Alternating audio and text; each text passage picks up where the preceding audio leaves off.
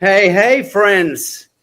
Wherever you are, whoever you are, you're very welcome here in our humble abode on Isla Mujeres. I am accompanied by my brother in arms, my fellow intellectual terrorist, Santos Bonacci, the godfather of syncretism. Welcome, sir. Yeah, thank you. We've had a delightful day, and we've been with this lot. Do you recognize him? Do you recognize him? Sacha Cobra. So all of her fan base out there. Hey guys, you've got a live audience out there. Oh, There we go. I'm just doing the courtesy of showing you faces here. So we have a bit of an audience here in the house. I'm going to do that again. Wait, there you go. Do a little reverse pirouette, and we can now begin. And I'm going to bring in our special guest, David Sereda. Hi, David. hi, Sacha. Hi, Santos. Hi, everybody.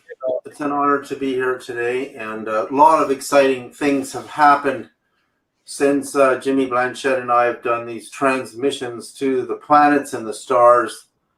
There's just so much wonderful, communication happening. I mean, it was actually the father of radio is Nikola Tesla.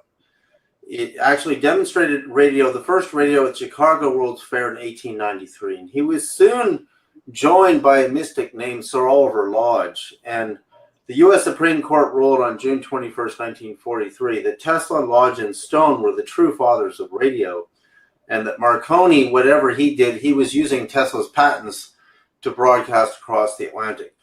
But the reason I bring up Tesla and Stone is, Sir Oliver Lodge and Stone, is that Tesla, you have to understand, when radio was first born on this planet, this is in the late 1800s, there's no known transmissions or receptions of radio signals from outer space or in the interplanetary medium. And Tesla actually detected what appeared to be intelligent radio signals coming from either Venus or Mars. And it doesn't seem like he completely made up his mind in the end. But the messages were numerical sequences. They were numbers that were coherent and made sense. And what Jimmy Blanchette has started on his own, actually, is using a biblical sacred geometry measured massive antenna that he keeps in the southern United States desert. And we've been sending very coherent messages one at a time to the sun, the planet Mercury and Venus, and we did 2 tests to Jupiter and Saturn. The responses happen within days, and they're actually phenomenal. But I want to talk first about our last transmission we did with you, Sacha, and we sent a transmission to Venus, and we brought in your live audience, and something was happening during the transmission, and that is that these little handheld radios, basically, we sent out a transmission at 432 million hertz, which is 432 megahertz, and 432 previously demonstrated is an absolute perfect A-note harmonic. Jimmy and I also demonstrated that we received this download in our first transmission, which was last August the 8th, which was a signal sent at 250,000 watts, bounced off the moon and hit the Great Pyramid of Egypt. And we demonstrated that the Great Pyramid of Egypt received an activation and emitted a huge energy aura, which we detected with cameras stationed in Cairo. So what happens is normally Jimmy Blanchette has created a worldwide following. Well, people tune these little handheld radios to this sacred 144.1 megahertz. And what they do is they hold the call button down while a series of numerical meaning frequencies as numbers. So if I say 432 hertz, that's a number, but it's also a number of waves per second. And it happens to be an audible tone. So Jimmy has students with a really simple, just playing an MP3 in their phone, holding the call button down, and they would release the radio. These little chirps start coming back into the radio. And those chirps, when spectral analyzed, represent numbers and codes, not binary, not Morse code, but actually numbers and codes. And so when we did our last transmission, Sacha, something was happening on my radio at 432 megahertz, which is just like what happens on all the radios he has all over the world at 144.1 megahertz. And that's not supposed to happen, because nothing happens at 432 megahertz when you're sitting in the middle of nowhere. So what's happened this week is, there's no other way to explain this, but it appears we've opened a portal between Venus and Earth.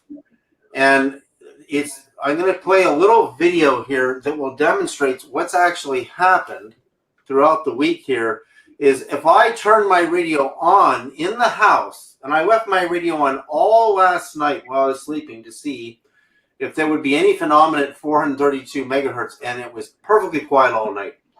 But in the morning, watch what happens when I go to share screen here just for a second, and yeah, you can see. Can you see my YouTube channel here? No, I'm waiting for you to share screen. When you share screen, I will be able to let you in from the studio here. I just did. Okay. I see. Allow. Oh, select window or screen. It says. Oh, that's weird. At the very bottom, next to camera mic and invite, there's share button. Yeah, I did that. So what you got to do is go. Oh, it looks like you have to allow me on your end. So share screen. And can you see a video that I'm about to play or not? Nothing's coming up yet. Normally it comes into the back. Oh, sometimes there's a delay. There is a delay. Okay. Well, you're welcome to do a tap dance or juggle. You got your harmonica with you? Okay, well, if the worst comes to the worst. Actually, it was very dope what you did earlier. I love that. Okay, let's just say that's not working. I can just talk about what's happening. So what happens is, the second I walk my radio into the location where we did the Venus transmission, my radio just starts chirping at 432 megahertz, just like a bird, just like chip, chip, chip, chip, chip, chip, chip, chip. Now, if I walk outside of a radius of about 40 feet, it stops. That's not how radios work. Then I walk back in and it starts chirping again. So I filmed this, and I checked on what's called a frequency analyzer what those chirps are, and they're just sending numbers and code. Okay. David, I've got your. Oh, sorry, it's Debbie. Come on, I thought that was your mute your microphone. Okay, I thought that was your screen coming in, but it's not. It's just our Steadicam. So sorry. Do carry on. Okay, so what this means is, see, the way a radio works is if you're driving down the highway and you tune your radio to 92.1 FM, which means frequency modulation. AM means amplitude modulation. And AM radio signals are usually lower in frequency than FM signals, right? But if we're all tuning in to that number, we're actually biologically, our nervous systems are also tuned to that number. I actually did an experiment that proves this. That's why in the 70s and the 60s, when you turned on the radio, it was really scratchy. You got this kind of feeling on top of the music. It's actually because your antenna in your car was vibrating at that frequency and receiving at that frequency. So your nervous system, because your spine is calcium, which is a metal, which is a conductor, like an antenna, your whole body is actually vibrating at that frequency. So what we were doing with the transmission the other night with your guests is we were demonstrating that because we were all together, we were all actually at 432 megahertz. We actually were. Right. So we sent this signal out, which was a series of, first it was a series of tones, a series of Venus's actual resonant frequencies. There were 7 octaves based on the circumference of Venus at the equator. And then we sent a series of pictograms. One was a pictogram message. Another was a pictogram of my little daughter's eyes, just her eyes, showing the eyes of a child. And then there was a vocal message from myself saying to help, to send help to planet Earth because we've been hijacked by evil lords. And then you could hear the voices of my children just saying, calling all angels, and we called upon the archangel Gabriel and Michael. And then there was a song, a vocal song from my wife. So that's what is contained in a transmission. But also because your nervous system as participants is being tuned, because you're simultaneously tuning in, you're actually tuning to the frequency of the broadcast. What you're thinking and what you're intentionalizing during a broadcast is actually being sent to the planet Venus. And so what I've discovered that's happened in the last couple of days since we did this is it doesn't matter when I walk in this building. If I turn on my radio at 432 megahertz, it's usually chirping a message. And I mean, I know a lot about radio. I calculate thousands and thousands of frequencies for the last 15 years, and I understand wavelengths and frequencies very, very well. But I believe what Nikola Tesla actually discovered, the father of radio, is there are intelligences, you may call them gods or goddesses or whatever you want, on most of the 9 planets we're surrounded by. And in fact, the very first, I started speaking in UFO conferences, over 20 years ago. And I remember this guy giving this whole presentation about the Venus conspiracy, which is, Venus is on one side of us, Mars is on the other, right? They're our closest neighbors. And you're going to see this in the book of Revelation in 22:16, Jesus refers to himself as the bright and morning star, which is Venus. Venus is the bright and morning star. And in Dante's visions, Venus is the 3rd level of the 9 levels of heaven, hence 9 levels of heaven, hence 9 planetary spheres. If you count the sun and eliminate Pluto, you've got 9 spheres and 9 levels of angels, by the way. So also Emanuel Swedenborg found that the third heaven was identical to what Dante discovered in the 3rd heaven, which was the Garden of Eden. That humans were living in the perfectly healthy, nude Garden of Eden state before the knowledge of good and evil which is the knowledge of judgment, was taken in, which is poison. So we have a consistency about Venus. We have Jesus referring to himself as the bright and morning star in Revelation, and which is the end of Revelation, which is where the prophecy refers to the coming of the tree of life. The tree of life is the tree that after the proverbial partaking of the knowledge of good and evil, which is the birth of conflict, because it's the birth of judgment. That's why Jesus said you shouldn't judge anything, because judgment is actually war. It's conflict. Human good is not good. And we think we're right and the other person's wrong. This knowledge of good and evil is actually a trap. In fact, Jesus actually told me this in this blinding vision where Christ appeared to me in Topanga Canyon in 1994 for the first time. And he continued to appear to me since then. So what I'm trying to show you is a vision that where the heavens are not as far away as you think. They're not as far away as you think. And that when Tesla said he was receiving a series of numerical tones and frequencies, that's exactly what's been happening on this very, very simple, very inexpensive radio that can be tuned to the sacred 432 megahertz or the 144.1 megahertz. So what we're finding is that if we can get participation, mass participation from participants like you, that the more people that join in together when we do these broadcasts, these transmissions to the planets every month, that the response will become more and more and more profound.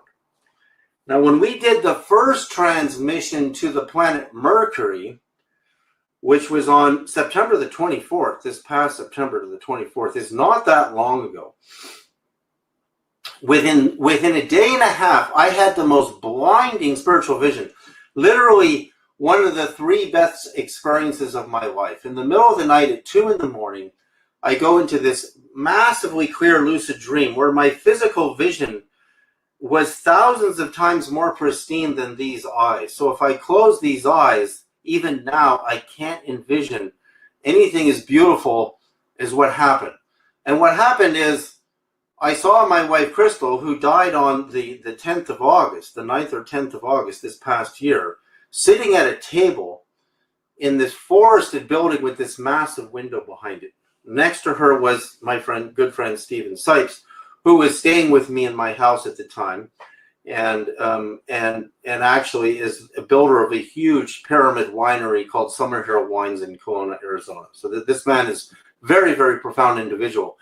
And all of a sudden behind us, this massive tree of life is coming out of the sky.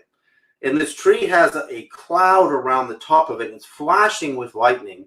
And it settles upon us, and this blinding light rips out of the tree. And a voice says, which is really the voice of God, it says, I am the root of Abraham and David and Jesus. The root of the prophets. And it lifts me up out of my body. I literally physically thought I was dying. And I went into this sparkling, blinding light of God. And God's voice spoke and said, renew yourselves. Renew the earth, the new earth. And then I was taken way, way up above the earth. And God showed me a vision of the tree of life coming back down. And you understand what the tree of life is.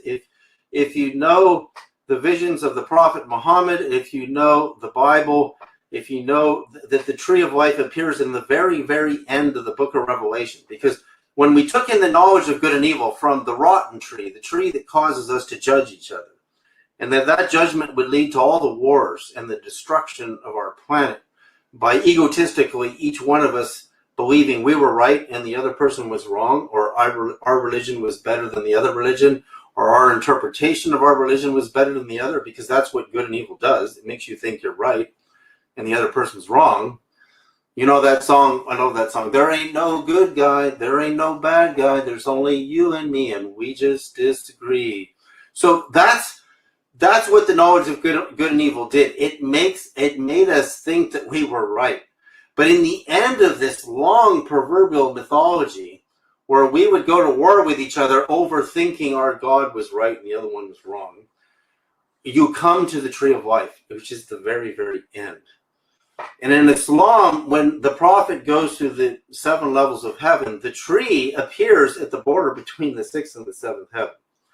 So, and then the prophet the archangel Gabriel stops at the tree, and then he continues on. So God, to the 7th heaven, God took me and my wife, who is deceased on the other side, and took us above the tree in this blinding light where I thought I was actually dying. Now, this is only 33 hours after the transmission to Mercury, and Mercury is the messenger planet. In fact, if I take the speed of light in meters per second divided by the circumference of Mercury as this wavelength, I'm just a tad under 20 hertz. And that's where humans start hearing, hence the message. Mercury, the messenger, which is the closest to the sun, to the solar living presence of our solar system, which is alive and conscious. So what I'm saying is, and I know Santos apparently has been talking about the connection to consciousness and the planets, is that these planets are alive today. And when we send radio signals, because you're listening to a radio station or you're listening to a station on the internet, all those signals are earthbound signals. They bounce off satellites and they repeat around the globe and they move through the internet, but nobody has done what Jimmy Blanchette and I are doing right now together before. In fact, it was only in 2008 when George Harrison, the legendary Beatles, died, and NASA sent his song to his guru Deva, the song is called Across the Universe. They sent it to the North Star. And it actually hasn't gotten there yet because the North Star is over 200 light years away. So radio waves travel at the speed of light. But when we send a message on Jimmy's antenna, which is this beautiful, beautiful sacred geometry antenna, and I talked to Jimmy yesterday, and he now, Sacha, has an improvement to the antenna. There'll be no antenna like this on Earth.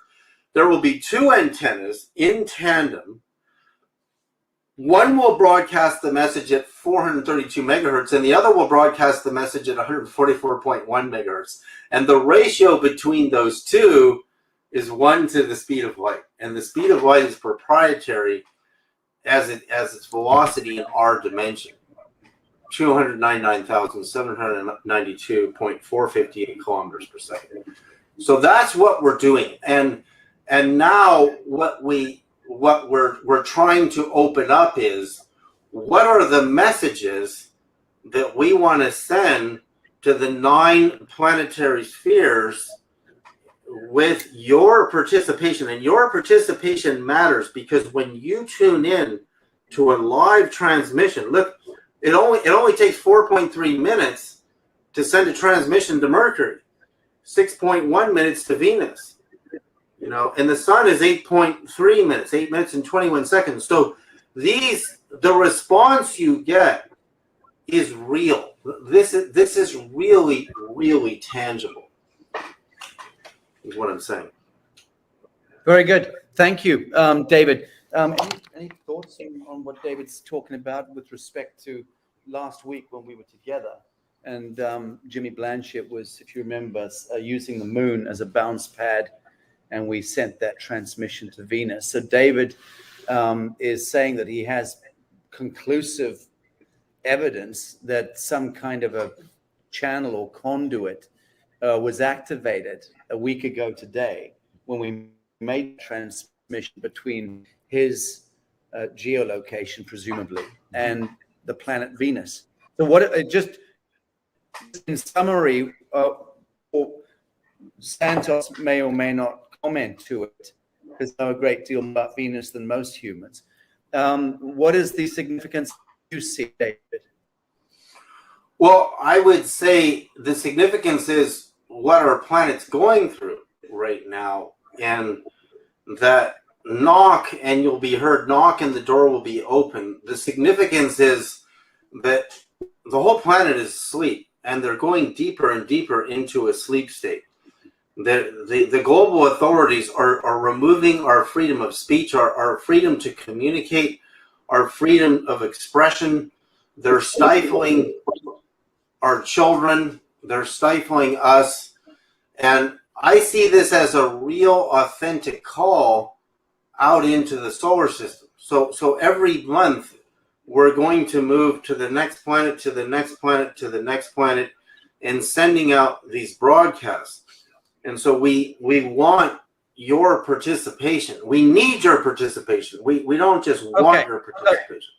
Yeah, let me jump in. Okay, so that's the thing. I mean, with the syncretism society, it would seem, because what we're doing, this is the tip of the spear of collective first contact, which is what we're basically doing with hyperdimensional intelligences, with whatever's out there in the outer space or in there in the inner space. And we're using group plasma, ideation, projection, intention, using the moon as the bounce pad, using this incredibly beautifully conceived antennae system that Jimmy Blanchette has invented and built, which is harnessing messages, which we demonstrated in the media piece last week for anyone who wants to go back and look at that, how the pictograms are fed through. What's the machine that it's fed through, David, that codifies it into frequency?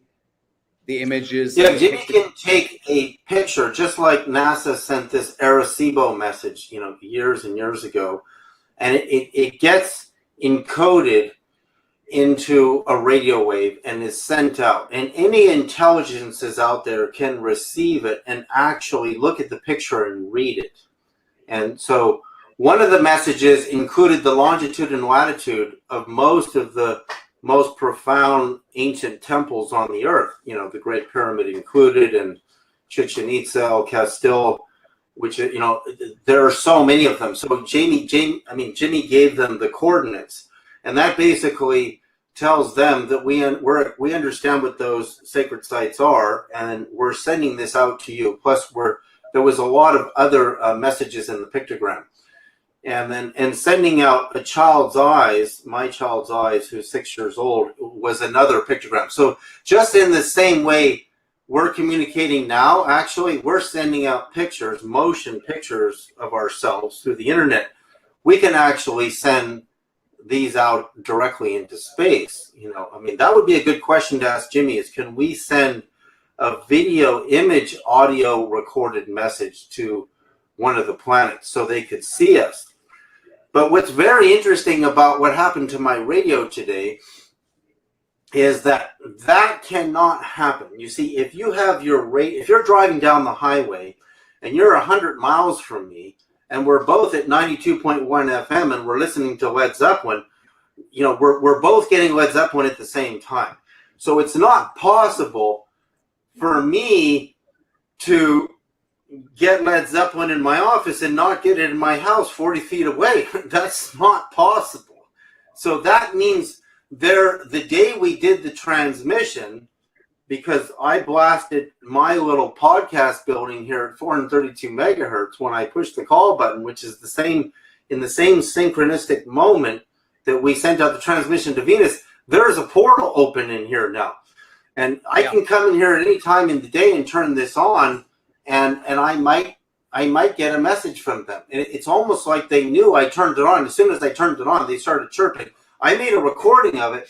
I just can't get my share screen button to play right now, but and show it to you. But if you go to the website to register for the transmissions, you'll see all the videos on my site, and I believe you guys have your own link. David, let's break it down, because I want feedback from Santos here. Forgive me. Yeah. We'll be sending messages to the various planets, the various celestial bodies. The question becomes, how should we be couching messages? What messages may find relevancy? If we're beaming, for instance, to Mercury, what does Mercury want to hear from us?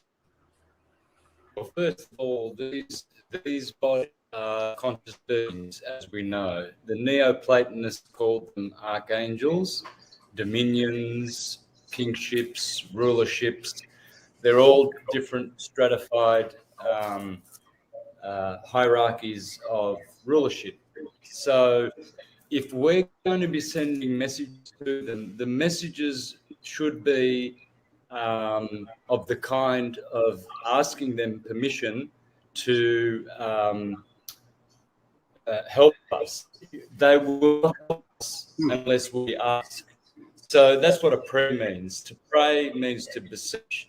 So these are our gods. They are our local gods. Mercury, Venus, they are what we call God or the gods. But they will not interfere or help us directly unless we ask them. It's like a little child who asks a parent unless he asks, or a guy who likes a girl, unless he asks her for her phone number, she's just not going to just give it to him. So that's the same with these planets. Right. They're intelligent. They know that we're trying to communicate with them. They know we can speak to them. But if we're using technology to talk to them, we would be, or should be, asking them to intervene in our lives, and they need our permission, or rather, they need us to make the first step. And once we do that, we are going to shift massively, because this is a big effort, to get in touch with these great gods who want to help us. So you're talking about the fulmination of this. You're talking about the fulmination of this seeding of humanity is reaching its alchemical fulmination, and part of that process, of course, is a bifurcation, the separation of the wheat from the chaff, which is precisely what we're living through right now with this COVIDiocy, the masked and the unmasked, the light bearers and the naysayers. And we're just seeing that bifurcation happening. Yep. That's a process which, by best accounts, will happen for a short period of time, Yeah. whereupon we then move into conventional reconvention with our divine status. But that's about us elevating ourselves collectively once that bifurcation is complete, and in a sense, I want to watch my language here because there's a lot of bruised hearts around the world right now connected to what's going on with the so-called vaccination program. But it is all soul covenant stuff. And there is a bifurcation. There is a falling away. And those that are left, the meek inheriting the earth, so to speak, are the ones who catalyze a new electric frequency set, which does indeed move into reconvention with the Godhead that you're describing. So this is pure civilizational alchemy taking place. Yeah. So that makes the great sense to me.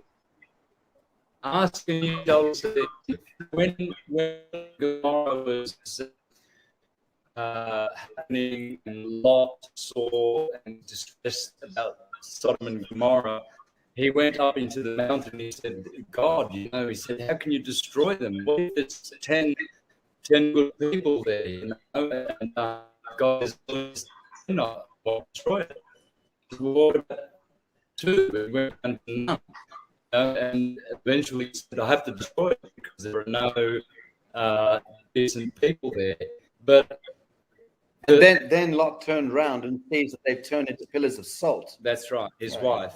So, but the point is, there was an outcry. See, it says in the scripture that there was such an outcry about the perversity of Sodom and Gomorrah that God heard their voice and came down to see for himself. Now, of course, this is poetry, it's not literal, but it teaches you a truth. And in that, when we collectively, when we beseech these gods, the sun, Saint Michael, Saturn, Saint Ariel, when we beseech them, we now give them permission to help us. And they come down and look at our condition and feel pity for us. But if we don't ask, if we don't do what you're doing, trying to communicate with them, we're not going to get anywhere. So it's a great step forward. It's how we get their attention. Yeah, I totally agree with you, Santos, and I totally agree with you. And also to have reverence when we're approaching them, which is why I use the children's voices. And I think I got my screen to work now, Sacha. I think I know how to do it. Good man. Okie doke. Let me see if I can bring you in. So watch this. Let me go to. I'm not seeing you. Back up. I'm not seeing you in the room, so I don't know how you can share your screen.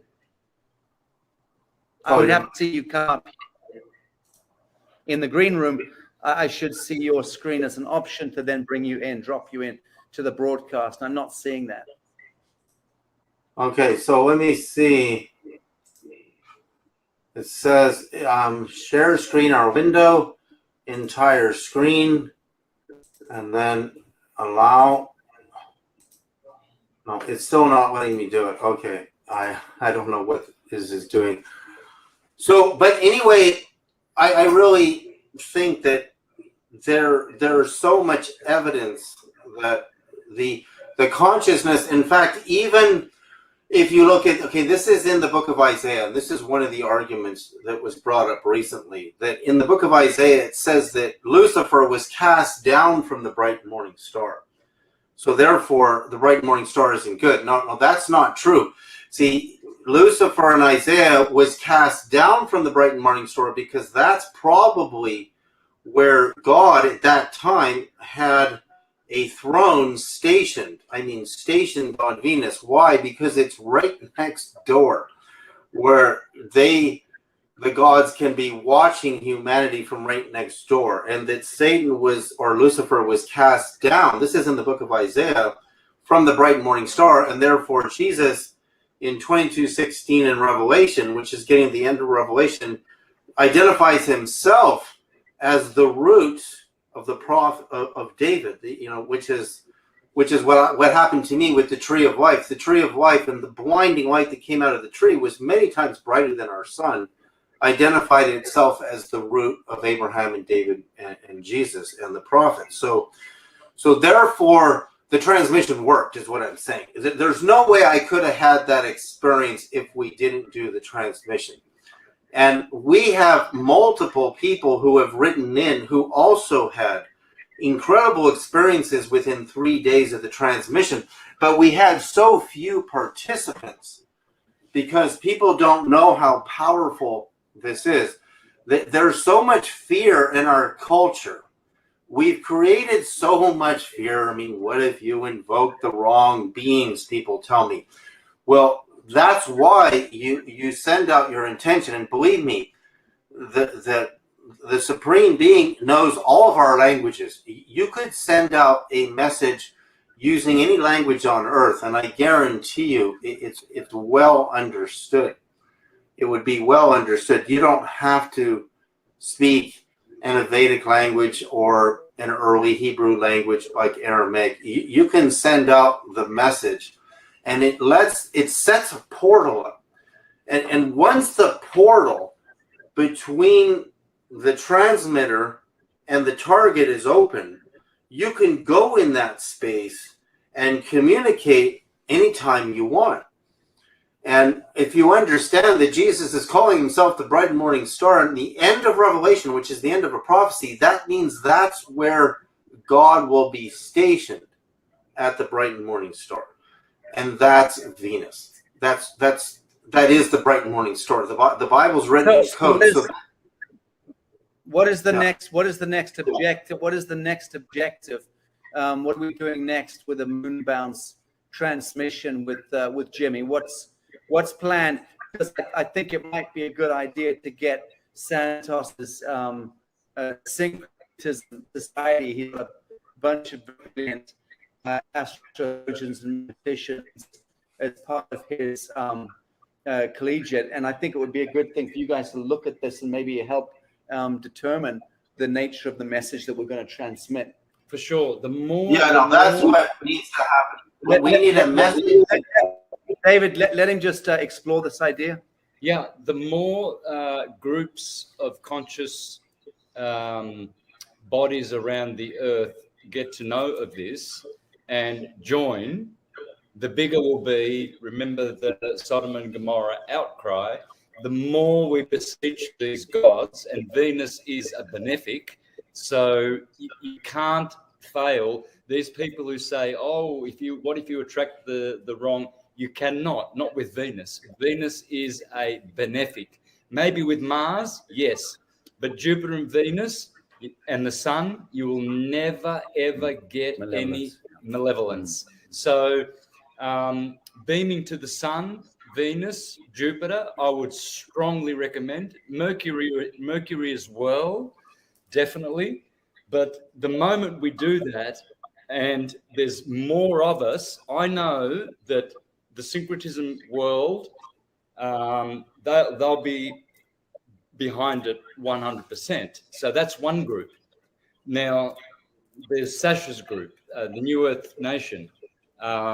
There's other groups. And it's time that we all come together. And we are. We can see people now that are so disparate in their ways of thinking and their religions, but they are coming together to fight this monstrous demon that is trying to take over the world with its, lockdowns and what have you. And so we see now disparate organizations are actually coming together. So the more we bring this to people's attention, and the more people are involved in it with their hearts, the more these planets will communicate with us, these gods, and we will give them permission, and it's all over. So let me just raise a slight conundrum here. If you check, I believe, in Wikipedia still, what the biggest event that ever occurred on Earth was, certainly a few short years ago, it would tell you that it was the harmonic convergence, which, correct me if I'm wrong, it was the 16th of August 1987. Now, that of course was catalyzed largely by my erstwhile now deceased friend, the reincarnated high priest of the Mayans, Valon Votan or Pacal Votan, Sky, you know who I'm talking about. Jose Arguelles. And when I asked Jose, when he came to stay with me a year or two before he died in 2011, of course, he was the man. This is for the audience's edification. He was the man who decoded the long count Tzolk'in of the Mayans in the 70s, and then determined that 21st of December 2012 was, until 21st of December 2020, was effectively the end of time. So we just reached that apogee in the last few months at the end of last year, December 21st of December 2020, which of course was where the rainbow serpent kind of issued from Uluru, and then is now hitting Mexico roundabout now, isn't it? I think this part of the world, which is why the energy is so vibrant here. Yep. But the point I'm trying to make is this. When I asked Jose Arguelles, and I said, well, you're the man, you're the reincarnation of the last of the Mayan high priests. You're the man who decoded the long count Tzolk'in in the 70s. You're the man who put the biggest meme in history. When 2012 goes down in Wikipedia as being the biggest meme in history as well. 2 gold stars to Jose Arguelles there. I said, you triggered that meme, and you triggered the harmonic convergence in 1987. What was going on in 1987? Because it was a well-known phenomenon at the time that the First Nation peoples all around the earth, from Papua New Guinea to the Amazon Basin to the Kalahari Desert to the deserts in North Africa, the First Nation peoples, the medicine men, the shaman, the oracles, the viziers, essentially all stood up at midday on that day and they saluted the sky. What the fuck was going on that day? How were these First Nation peoples living in forests and deserts and mountains communicating through the psionic morphogenetic network, and all of them on that day standing up and saluting the sky? And I asked Jose Arguelles, please just explain that piece to me. He said, oh, that's very simple. He was holding his wand. I remember. He said, oh, that's very simple. He said, we all knew, we were all connected through the one form of communication under universal gaze. We all knew that that was the day that demarcated the beginning of the journey of the end of time. But the point being, he said, that was the dateline that the ancient wisdom keepers knew they had to stand up and tell our space brothers and sisters that we have come of age. The point I'm making here is that and no more fucking intervention. Thank you. No more abductions. No more splicing and dicing. No more hybridization programs. Thank you. That, he told me, was the point. That the collective morphogenetic Adamite was standing up and going, we've come of age, now we can take it from here. So my question now is this. Should we, David, be sending out transmissions that are appealing and saying, please help us? Because for me, this doesn't jive with me. I see what you mean. I see where you're going. Yeah, I see where you're going. Right. I feel that maybe we need to dial up and speed and step up this transmission agenda, and we should be not asking for help, but we should be laying claim, and we should be standing and letting these godly elements know what we want. Yep. I like what you're saying, Sacha. Yeah, because by asking for help, we're looking so weak, but also we're letting them know we're here. We're letting them know the condition of our planet. But you're right. We appear so weak, as like a beggar. And Jesus said, you are as gods. That we are all as gods and goddesses. But so we have to take our voice and send it to the cosmos and ring each planet like a giant gong. Good. And say, humanity is awakening. We're sending our voices out to the cosmos instead of just sending songs and news broadcasts to each other down here. We're now recognizing, we know you're out there. And I want to show you something, Santos, that's really incredible. This is an incredible piece of data in the recent Navy testimony of these mysterious UFOs, okay? So one piece of data is that Sean Cahill, who I've tried to get on with Sacha, he's a really far out kind of incredible man who was on the USS Princeton. They noticed on radar that the UFOs they were tracking disappeared just north of Guadalupe Island, where there was this magnetic anomaly. And that happens to be the same north latitude as the Great Pyramid of Egypt. And the north latitude of the Great Pyramid of Egypt, if you convert degrees, minutes, and seconds to 10 base, is a representation of the speed of light in metric. You know, so that is an interesting piece of data. But there's something even more interesting in regards to 432. Because remember, Jimmy and I got the download. If you take the 432 divided by the 1441, you get the speed of light in metric. Now watch this. Kevin Day, who is a radar operator on the USS Princeton, said they suddenly tracked the UFO jump 60 miles in 1 second. And guess what 60 miles in 1 second is? It's an octave of 432. It's 216,000 miles an hour. 216,000 miles an hour times an octave is 432,000 miles an hour, because an octave is times 2. So 216 times 2 is 432. So that means these UFOs are jumping in some type of a 432 harmonic. That's what it means.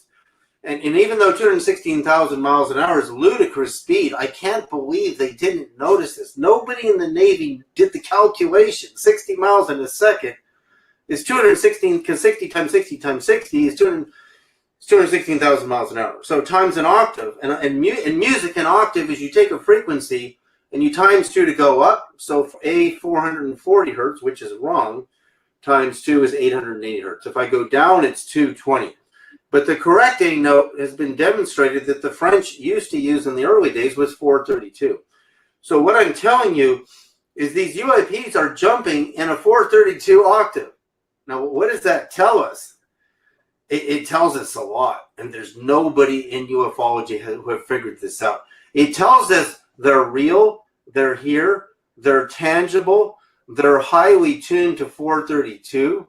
And that's the frequency of the broadcast, and that's the frequency my radio was at this morning. You know, when I was in the house and I videotaped, and it was perfectly quiet. And as soon as I got in here, it just started chirping like mad. And so I think we're on to something. And some of the return messages that come to us are incredibly sophisticated. They're not simple messages like, yeah, we're here. Our ships are going to fly overhead, which Jimmy has also documented, and we're going to help you guys out. It's not really like that. It's not like, and like Sacha, like you're saying, you know, there are groups of ETs, the Zetas, you know, that have abducted human beings, studied our DNA, tried to create hybrids because they can't feel emotions the way we feel emotions. They're cerebral.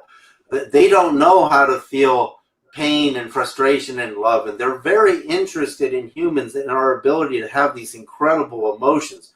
So they've been trying to create a hybrid, and the way they're doing it is very, very unethical. But we're talking about beings that are much higher vibration than that. The fourth, when you send out harmonic frequency transmissions, you're going to attract harmonics in return. And a harmony, when we send out radio signals, we send them out at one frequency at a time. And when radio astronomers, even at SETI, the Search for Extraterrestrial Intelligence, when they scan the heavens, they're looking at one frequency at a time. But what Jimmy's new insight is, that came out of the download, is we're now going to send out the message at a ratio of 432 to 144:1, which is a ratio of 1 to the speed of light. And that, I can't wait till we see what happens when we do this. So we need, when I say we want, Santos and Sacha, is recordings in your voices that are 1 minute long each. And you can do 3 messages, but Jimmy has to cool his amp down. So he runs a 1 minute message, cools his power supplies down for a minute, and then sends out another message, right? So we have to decide what the messages are. You're right, Sacha. I love what you're saying. It's an incredible insight you're having and you're sharing, Sacha. Is we shouldn't be like beggars and saying, "Oh, please come help us." You know, we're so weak. Our weakness is our fear.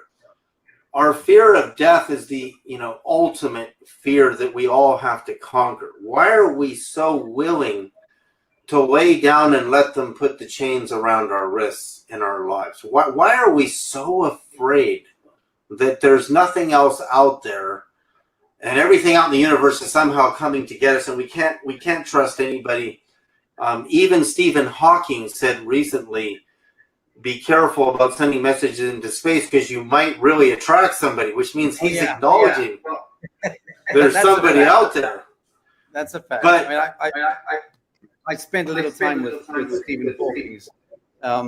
It was one of the weirdest and most wonderful and weirdest experiences of my life.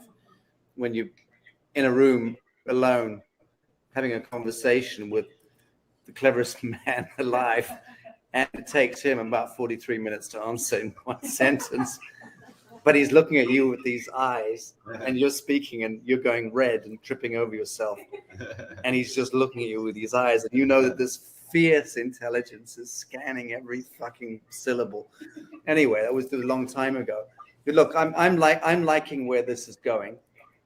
So I think we can work on that. We can work on a full-bodied, dropped balls message to the cosmos, right? Yeah, for sure. I think we can definitely work on that. What about timelines? What about, Sacha, what about some of the people you just mentioned, like the harmonic convergence creator? Is he still alive? No, he died in 2011, Jose Arguelles. Jose did. And you know about Kalman, right?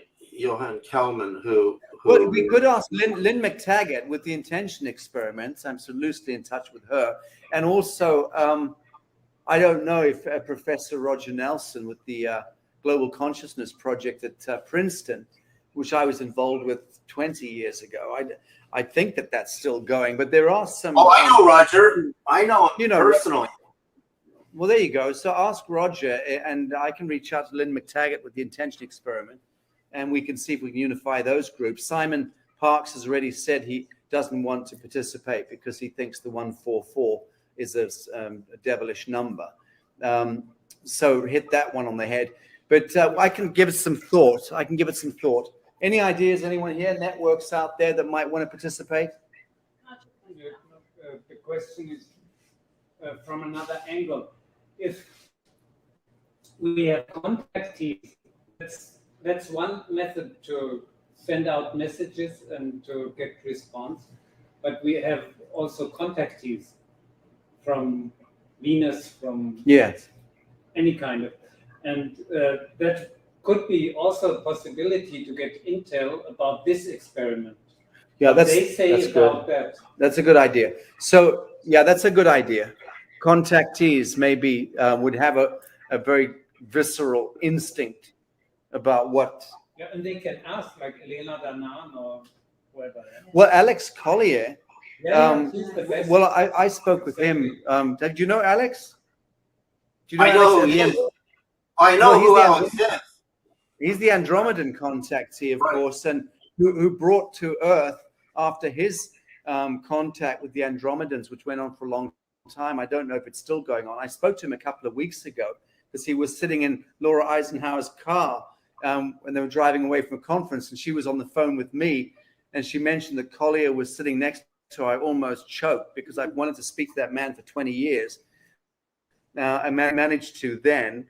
But we can try and inveigle him because he's got direct contact with the Andromedans in that sense. He's the guy who brought back this message from the Andromedans, which has affected my life since I first heard it. And for me, it's the gold standard in consciousness and sovereignty, which is the pain that you feel is the love that you withhold. Alex was in Topanga Canyon in the same years I was living there in a giant yurt when Christ was appearing to me in blinding light in Topanga Canyon in my yurt, and Alex was having his experiences. And then there was the Topanga Canyon UFO wave where the military helicopters were flying through Topanga Canyon. And I interviewed a college professor from Santa Monica College who saw the whole thing happening from his deck in Topanga. there was a lot going on in those days in the early 90s in that little cove.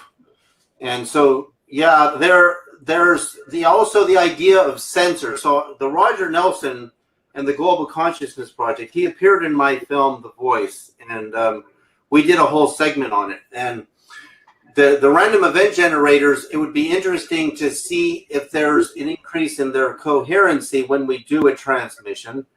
Very good. I want to note something really important, and that is that the Tesla-Schumann resonance on both of our recent transmissions, within hours of the transmission, the Tesla-Schumann resonance spiked at record high levels within hours of both transmissions. And I find that incredible. Also, we have the volcanoes going off, you know, that is, the two of them have spiked.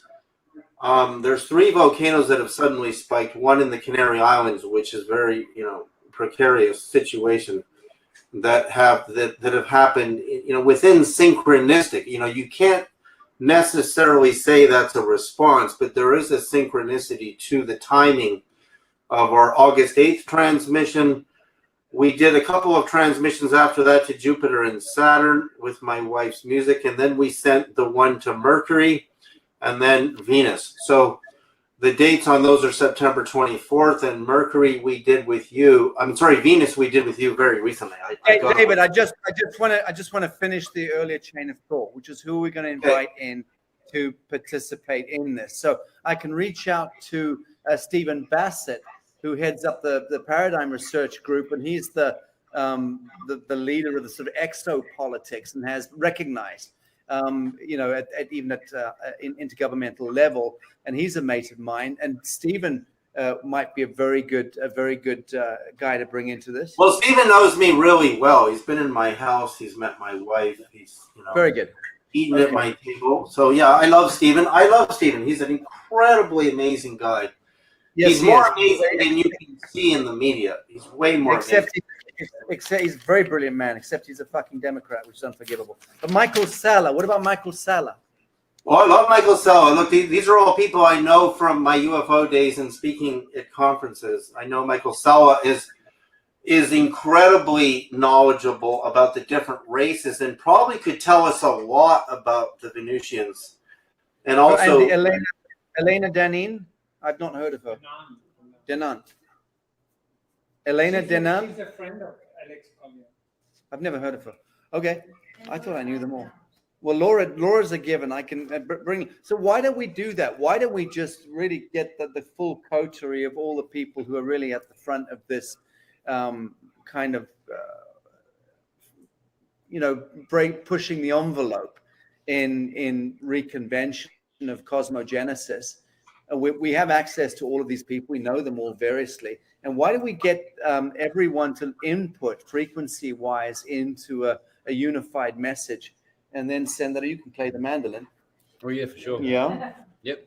Or the mouth. All right. I like the idea of doing that, because then David, they'll bring their networks in, and we can set up a big show on a particular date line. And then Jimmy and you can trigger the moon bounce. We'll do a live broadcast and have all those folks on a panel, and even some mathematicians, or you know how Shanaz, invite Shanaz in as well, our NASA rocket scientist. It'd be very interesting to do that, because that's one way of convening a hell of a lot of people around the world, multidisciplinary, into a group intention. But it would be a very conscious grouping of people, and I think that's important. Yeah. For sure. What about voices? Like, I even thought of having my friend Dan Aykroyd record a 1-minute message. I wonder if he would do it. I mean, what about whose voices should we send out there? And that's obvious. Greta Thunberg, obviously.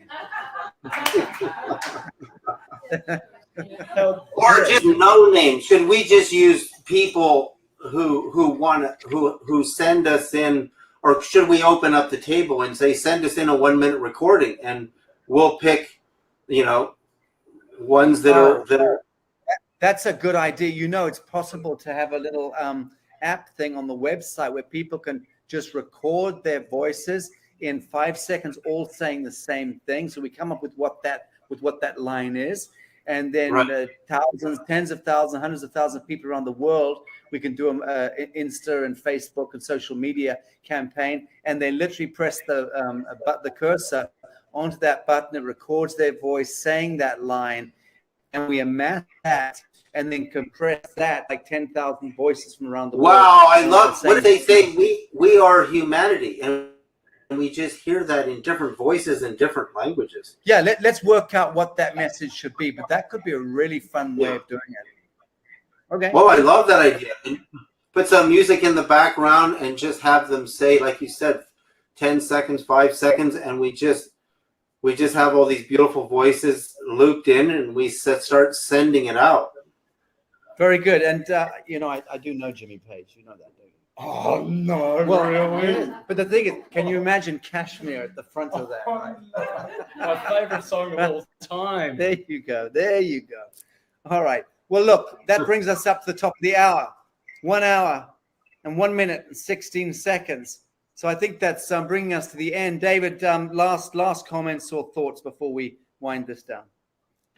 Well, the most important thought is understanding, and Santos brought this up, is tuned coherency.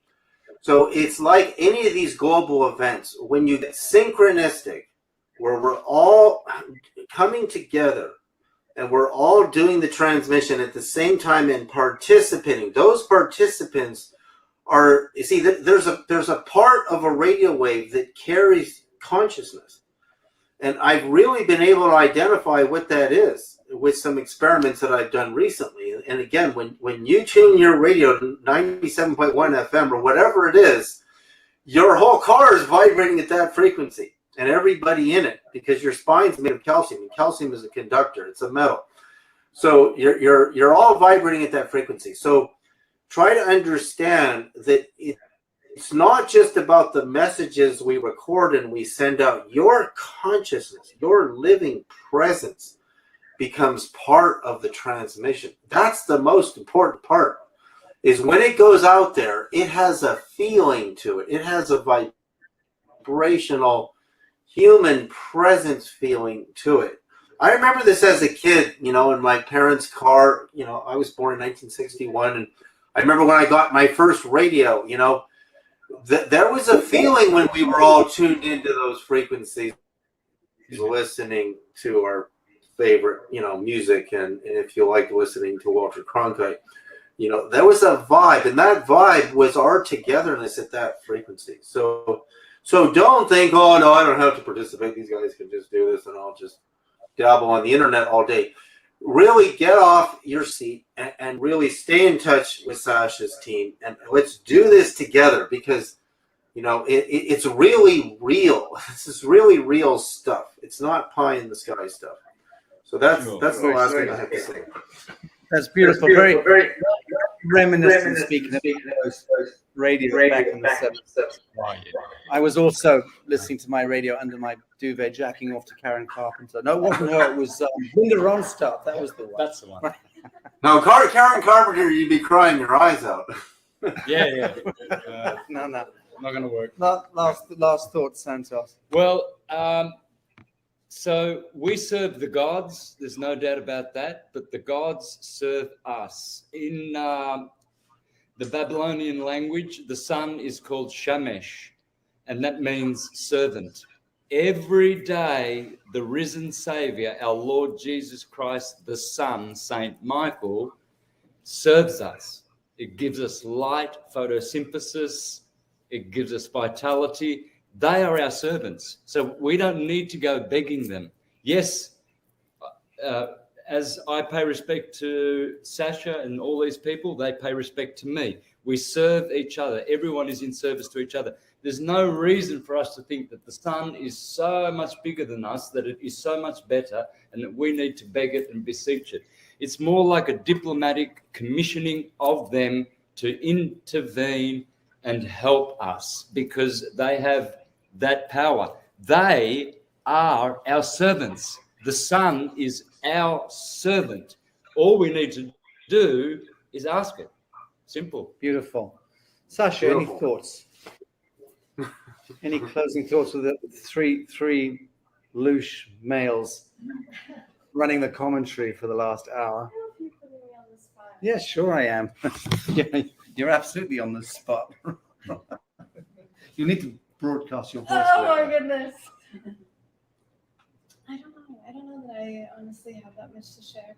I think it's a really beautiful idea to have a lot of people communicating and really setting an intention, because for me I feel that, again, I always come back to the same thing. I feel that a lot of people get very excited about doing certain things, but they haven't done their own personal work. And I think it's so important not to just say, hey, we're going to have contact and communicate, but how do we really create a very strong foundation so that higher vibratory beings actually look at us respectfully and go, wow. That's good. I like that. Yeah. This is significant, rather than who are these arrogant guys that think that, they're going to just tell us, oh, we are so enlightened that we demand you to do whatever it is, that there has to be a level of humbleness. And I feel that humanity really needs to continue doing their internal work to get to that vibratory level, to be able to have natural communication with these beings. And I think it's all about that resonance. And that communication will happen naturally more and more and more as we start to vibrate and resonate with them. Yes, indeed. Thank you very much indeed. I like that. My closing thought is the same thing I've been repeating ad nauseum for some time, which is also reflective of what Santos was saying earlier, and you even intimated it, David, which is that if the prayer is fashioned aright, it'll be answered by the God in your own heart. And to that end, one thing I have learned in my life is that there is no limit. There's no limit to anything ever. We are, by distinction, limitless. We have the capacity to either cloister our lives and narrow our focus into the most infinitesimal and banal mediocrity as a sentient being, that we can become that shitty little petty tyrant working in a post office, making everyone else feel like shit because of the look on our face, and because our own psychosexual essence is so constricted and so defeated. And we see that all of us, everywhere we go in life, right? Era of covidiocy, we're seeing the mediocrity and the banality of our civilization floating to the surface, like the sewage shit that it is and always has been. It's just that now we see it. We're seeing these horrid little areas in our society hurting the vulnerable, the weak, the infirm, the old, and apparently enjoying the process. We're seeing them swagger around in airports and in nightclubs and restaurants and supermarkets and wearing costumes and badges, and apparently really enjoying the living out that fantasy of petty tyranny. And that's all good and all fine. But the point is that is when we narrow the lens of our divinity to the lowest aperture. On the other hand, when we're going with the flow of our supernature, genius, and with our, dare I say it, our fully released orgasm, we are then able to move into such extraordinary creative flow and prosperity and abundance and limitlessness in our capacity to manifest, ideate, create, conjure into this world. To my mind, that's where we belong. We belong with no boundaries, least of all healthy boundaries, which I've always said are the fucking worst boundaries. Very noxious to someone like me to even think in terms of boundaries. We need to transmute and transcend even the idea of boundaries. One understands how that served us in our infancy. But really, I stand fully and squarely on the red soil. And I believe that I carry humility as something of a realized human. But at the same time, I will demand that the angel and the demon take the knee to me in this world. This is my world. This is my world. And my will be done. My will is in convention with thy will. And that's why I lay claim to that. If I didn't, I would be dead before dawn. Amen. So I'll leave it at that and thank the audience. We've got about 240 odd people on this channel, which means we've got about 1,000 people looking in. No notice at all, guys. Thank you. We're broadcasting, I think, on 3 or 4 here. And by the morning, there'll be a very big audience will have watched this. And I hope a great many of you will have learned some useful stuff from what we're doing. No, we are not dabbling with the demons. Go back to your rosaries and your Catholic nonsense. We are standing stripped naked here as a humanity, and we are doing what we are divinely anointed and appointed to do, which is to ask questions and to be curious. So thank you for joining us all. David Sereda, love to you, brother, and thank you very much again. Santos, it's such a joy having you here. Sacha, thank you for the last few days of your beautiful company. And thank you to our audience. Yes, people. Whoop. Whoop. All right. Much love, David. We'll be in touch in the week. Okay. Thanks, sir. All right. God bless you. Bye-bye.